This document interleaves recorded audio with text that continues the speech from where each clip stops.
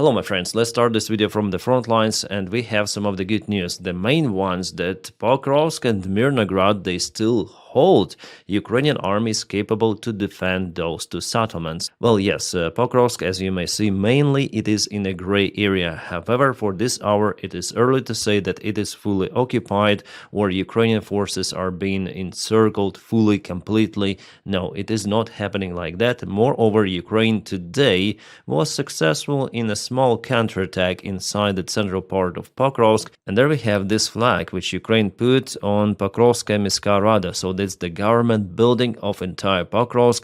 That's the main square of this town. And if we click on the link, here we have the confirmation, geolocation, Ukrainian Armed Forces presence.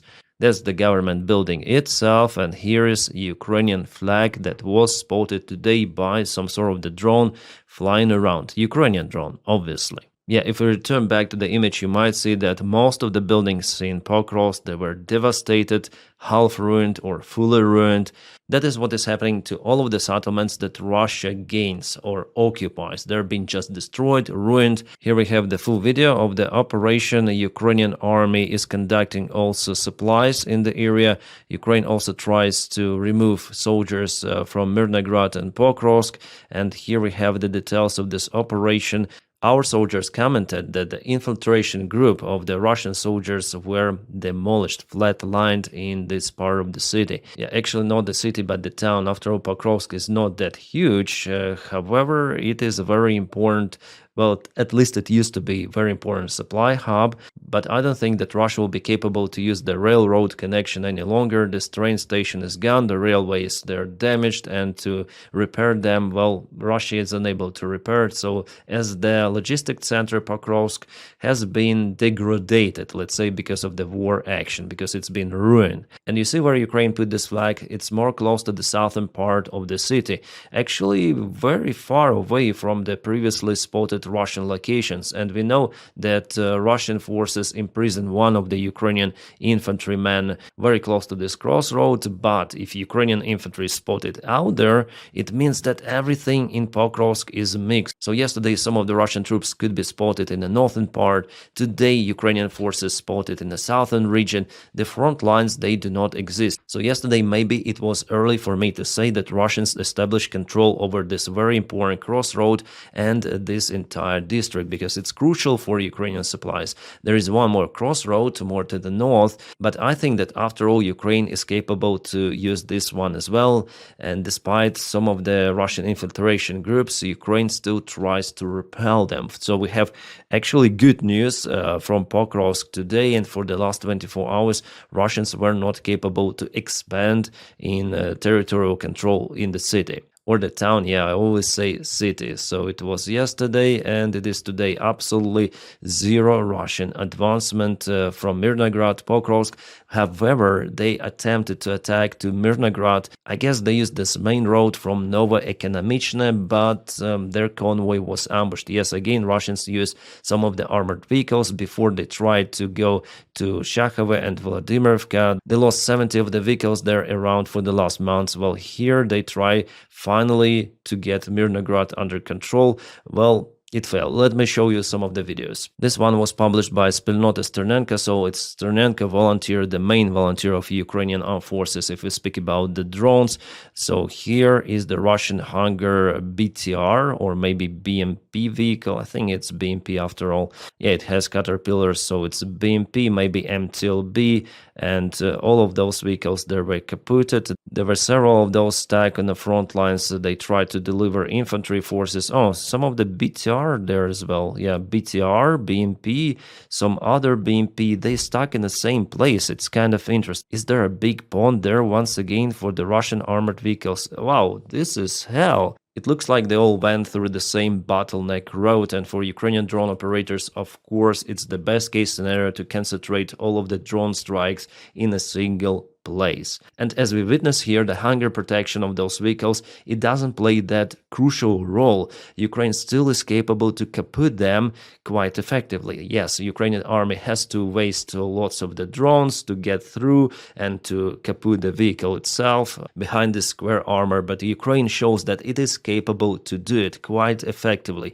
Ukraine mastered the drone operations in Pokrovsk, in Mirnograd, and what Bild says today that Mirnograd is like fully encircled. Ukrainian army has to surrender, or Ukraine has to break through with heavy losses and fights. Well, it's not real for now, guys. The situation in Mirnograd is still, well, it's close to be very, very difficult, close to catastrophic, I would say.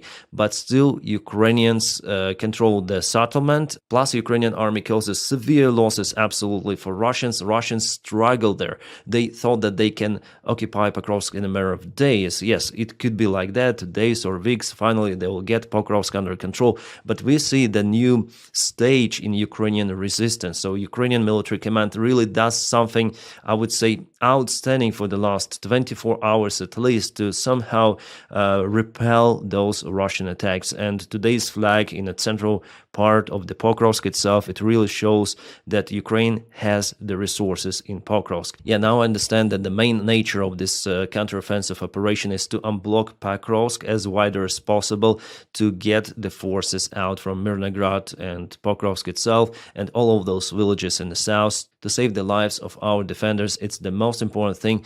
The eyes of every sort of the independent journalist, military journalist and analytic are now focused on Pokrovsk. It is very important what is happening, and that's why in my videos I'm telling about Pokrovsk right away, because it's the main hotspot. And as for today, I showed you we have some of the good news, which is very, very encouraging. Yesterday I was a little bit depressed and even pessimistic about the situation in Pokrovsk, but with the news coming today, I have a great hope that Ukraine will be able to get the forces out without losses or with minimum losses. It is a very good sign what is happening today. And guys, as you know, I tell the truth. So for today, this is encouraging, really encouraging, guys, and yeah, motivating a lot.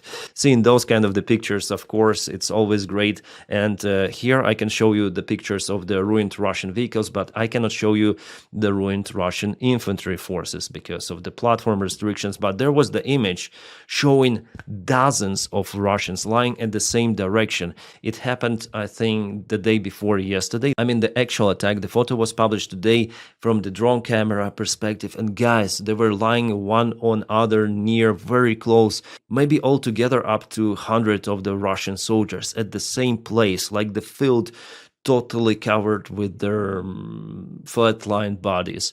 Guys, it is crazy what losses they have, and it doesn't matter on the size of the Russian army. They cannot sustain it forever, of course. Well, Putin may announce this, massive mobilization to the Russian army. He potentially may get like 2 million soldiers easily, but it's kind of unpopular step, and he still tries to avoid that one, and he is performing the hidden mobilization I already mentioned you before, but there is no variant for Russia to sustain those losses for extensive period of time. Absolutely.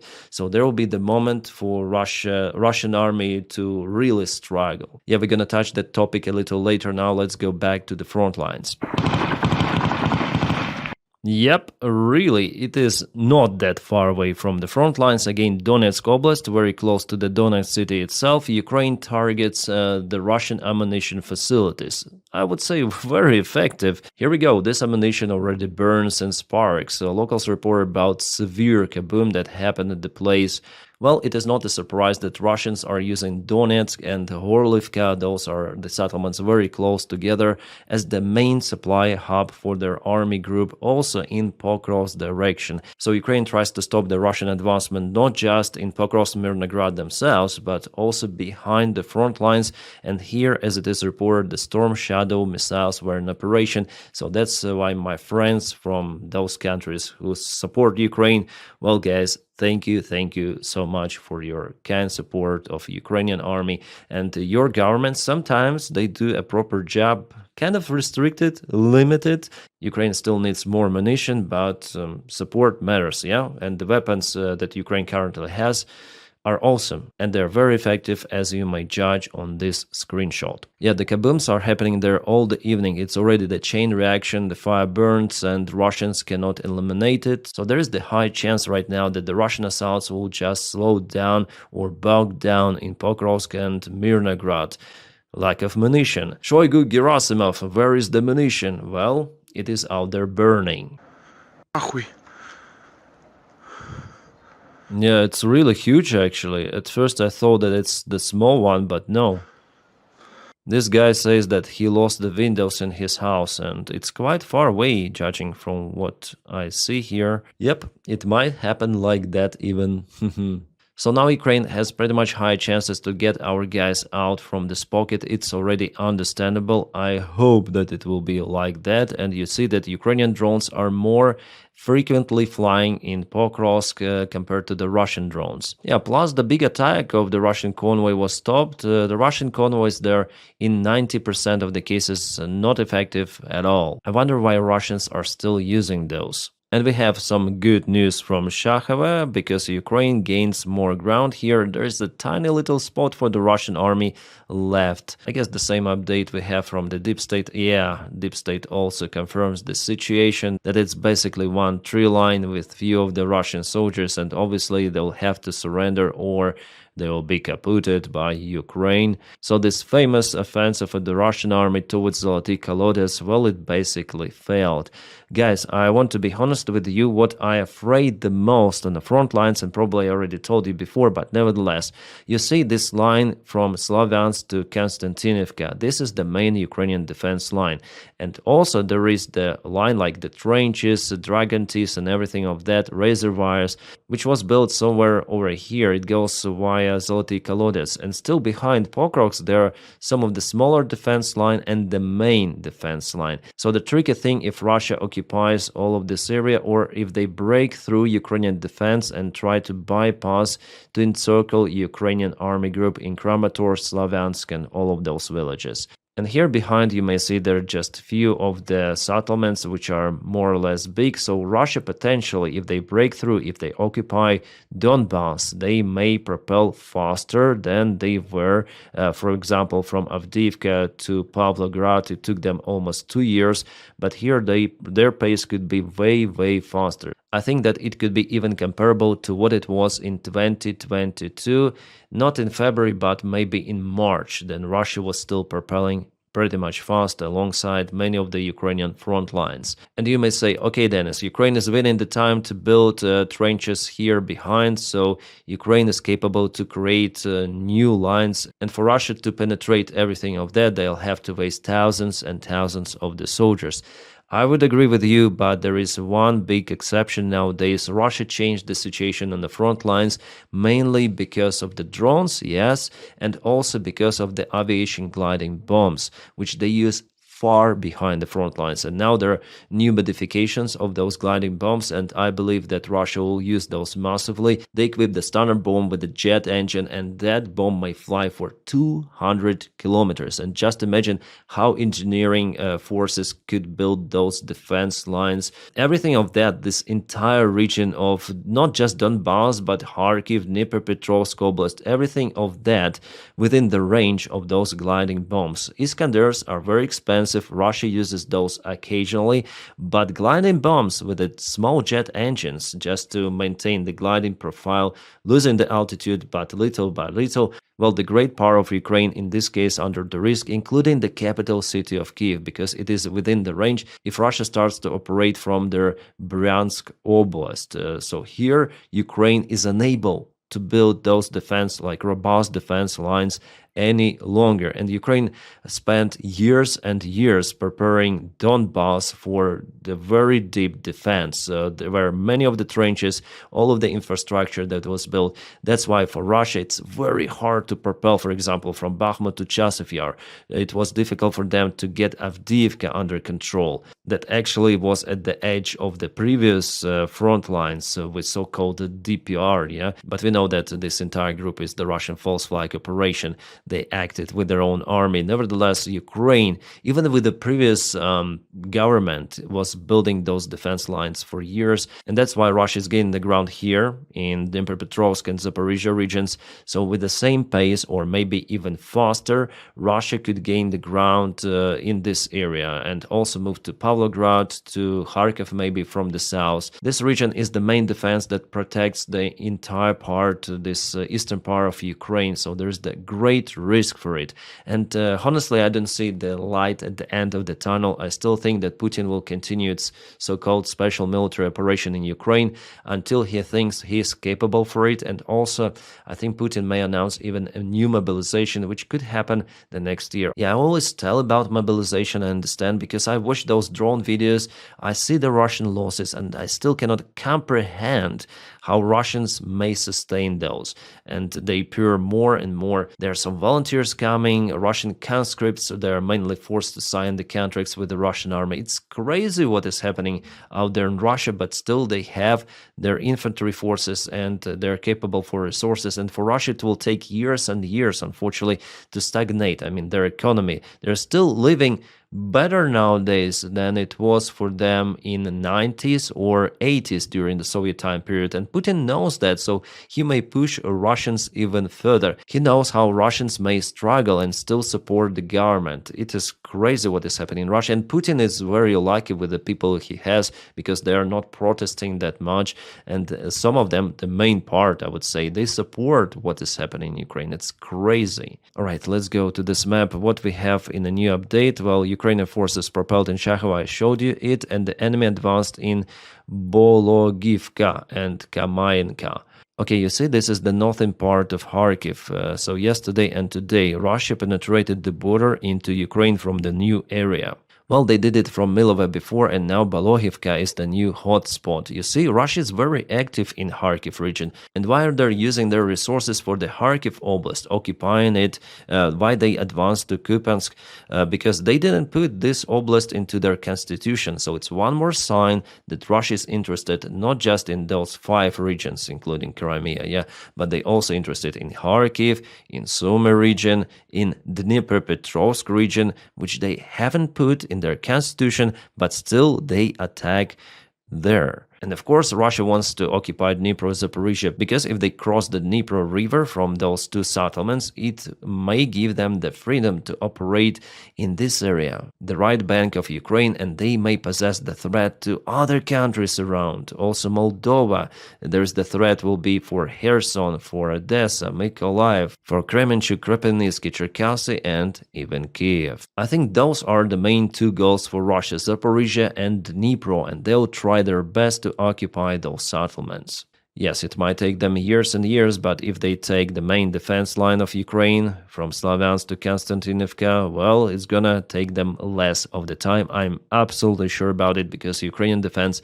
is not prepared that much in the Dnipropetrovsk region, and we see it on this advancement. Like, for example, if we go, let's say 2 months ago, yeah, in August the 1st, here you go. And now, today, wow, it's the fast advancement, I may count it. And still there is at least a single defense line that Ukraine built. That's why it's that slow. But here, no defense lines at all. So I think that Russia potentially may go fast over here. Point away from their position. Crew members jump out. The commander calculates coordinates. Data. Have you watched this video? I encourage you again to watch this one. It is called 1 Year on the Pokrovsk Front Line, filmed by documentary journalist American Dylan Burns, who is doing absolutely great jobs. My friends, I'll put again the video which he filmed. That's the masterpiece in the video description just below, and you may go and check it out yourself. This video should have way more views. Believe me, this job is outstanding. What this guy is doing in Ukraine is absolutely great. I would say the heroism of journalism. That's all about him. And just a hint for you for tomorrow's video, which I'm gonna publish. I already edited it. Well, there is nothing really to edit. I just recorded the podcast interview with Dylan himself. I wrote him the message, he replied, and today A few hours ago we recorded that, and I'm gonna post it tomorrow during the daytime, I guess. Well, obviously via Zoom conference the sound is not that good quality, but it is understandable. It was a fantastic interview, and I really enjoy what Dylan does for Ukraine. He's a really awesome guy, so please check out his video because we need to share it, to watch it, and to boost this type of the content. Dylan is fantastic, great guy, and check out his channel, check out his videos. He's also doing streams. Really, he is my favorite reporter about the war in Ukraine. Alright, maybe I'm jumping from one topic to another. In Vladimirivka, actually, Russia propelled just a little, you know. Yesterday and today, they tried to advance now with infantry, but before they buried dozens of their vehicles, not thousands, dozens. It means close to 70 altogether. From all of the drone videos, I calculated the exact number. It's 74 of the vehicles. I'm just telling you around 70, so it's 74 the actual number. And now they changed for the infantry attacks, but as we know, those bridges are being cut. It was a very hilarious video. Then Russian motorcyclists went to the bridge and they stopped in front of it. The bridge collapsed before, but Russian military command sent us here. What should we do? And then Ukrainian drones struck them, and oh my god, that video was crazy. One of the craziest videos I ever seen actually for this war. I imagine how desperate those Russians were when they saw that the bridge actually collapsed long time ago. So very poor planning from the Russian military command, and they're even like Russian command is so incompetent. It's just crazy. And that is good. If Russians were more competent, they would have occupied Pokrovsk the last year. Then I mentioned that, oh, Russians probably could occupy Pokrovsk till the new year, but now it's gonna be the new year of 2026. Oh my god. Yeah, Russia is struggling actually. If we check out this timeline, yeah, and if you check out their losses, it's madness army what they do there, but they may allow those losses to happen because Russians are okay with those losses, and the Russian army command as well. And also in Privilia, Russia attacks. That's of course Dnipropetrovsk direction, very close to Zaporizhia. There Russia propels every day. Here I may admit that Ukrainian defense is kind of weak compared to Donbass, and Russia has all of the chances to advance to this river, and of course they will try to penetrate Ukrainian defense. Well, if that happens, Russians will have almost the free way to advance to Zaporizhia. Unfortunately, it is happening. Still not the worst scenario unfolds there. I hope that Pokrovsk settlement and this defense line are robust. We'll see, because this fight will happen the next year already. It is understandable. What is happening in Kupiansk after this Ukrainian attempt to cut Russians in Holubivka and trap them in Kupiansk? Well, I haven't seen the further attempts, and judging on this military map update, yeah, there were no any more attempts for Ukrainian side to cut Russian supplies entirely. Just the second attempt, but was it successful or not? Hard to judge, really. Well, Ukraine lost the vehicle, at least one. There were two of the vehicles, actually. The next one continued the movement. Maybe it deployed troops in Golubivka, landed them there, but I'm not sure. Russians are not sharing those kind of the videos. They show just a single vehicle being hit, and the other one disappeared somewhere. Alright, as for the front lines, it's over. Let's go to the other news. To upset, the Russian port, which was kaboomed by Ukrainian drone strikes, stopped its operation completely. According to the satellite images, there are still oil leakages from multiple of the places of this piers. Can we call it a piers? Well, the oil connection pipe, it's been broken, it is leaking. Russians cannot stop it, so they cannot export their oil using this very important port of Russia in the Black Sea. Ukraine applies the drone sanctions, which are very important. And yes, we understand that Russia will repair it, but there will be another strike, as it happened before with the drone boats that hit the same facility around 1 month ago.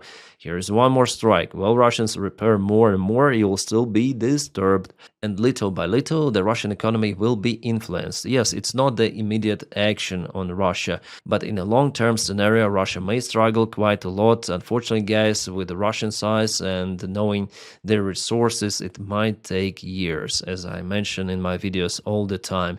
Years and years and years. It's my incompetent prediction, let's say, but judging on what was happening and what is happening right now, I think it will take lots of the time for the Russian economy to really struggle. Like, it's imminent, I'm sure about it, unless there will be black swans, unknown events like Prigozhin happening in Russia.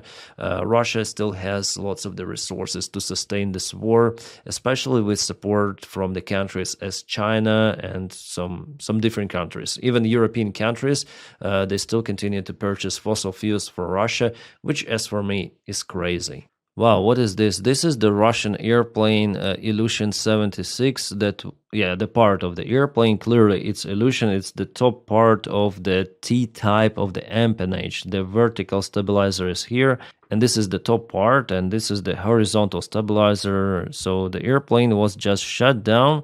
It was falling from the skies somewhere and hit the ground. The local guys are happy that they've shut down this airplane. So far, it's hard to tell about the operator, the airline itself, but the crew was a Russian one. Previously, this aircraft was taken or purchased in Kyrgyzstan. Just 1.5 months ago, it was this purchase done for $12 million. Well, that is how $12 million look like. Well, so far it's hard to tell what was on board of this airplane, but knowing this region of Sudan, there could be some of the flammable materials, let's call them like that. Yes, Russians sell their weapons. I guess they do it also for Venezuela, because 2 of the Ilyushin 76 aircraft, the same type, were flying to Caracas. I think the day before yesterday there was the last flight of the Russian cargo aircraft delivering allegedly some of the air defense systems to Venezuela like Panzer 1S and Buk. I do expect some of the escalation in that region against Venezuela probably as well, but I don't honestly think that Trump will start the full-scale invasion of Venezuela. I don't think it's kind of profitable and popular in the United States. For this reason alone, it's kind of the stupid idea, but Trump is unpredictable after all, so who knows, who knows. And by the way, about Russia and the United States of, so am I look like Putin? Yeah, that was funny. So here's Putin.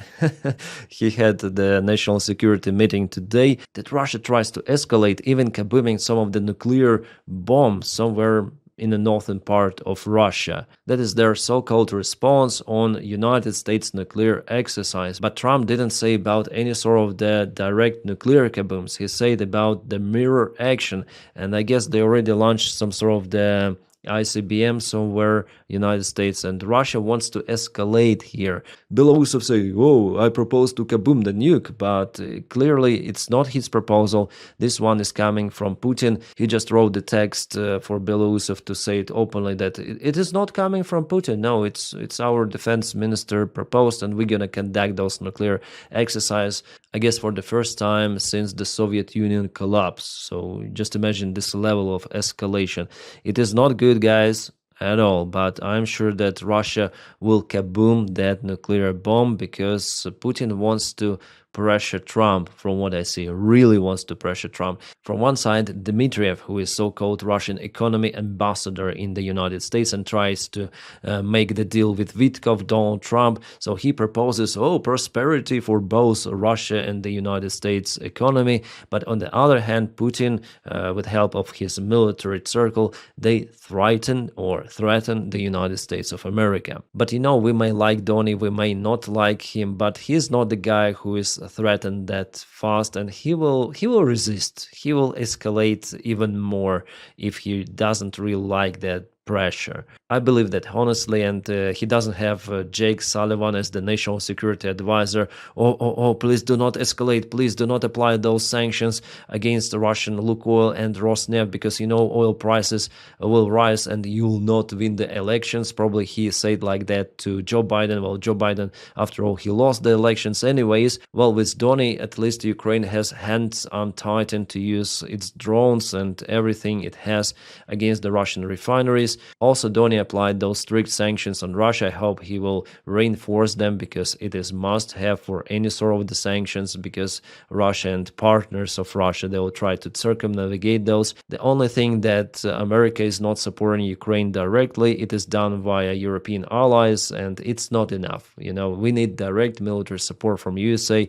If Donny does that, it would be awesome. But before that, I'll still continue to criticize Donald Trump at least sometimes. But if he does that step, wow, it could be really awesome and even better for Ukraine than with the previous White House administration. I continue to tell about it, that it was kind of relatively weak and very slow in decision making. So this confrontation, nuclear confrontation, between the United States and Russia, it is really like Putin's actions, stupid actions. They're really profitable for Ukraine nowadays. He will still not attack any sort of the country using nukes. Putin will chicken out, it's 100%. He likes his lifestyle, he likes his life, and he will not use nukes.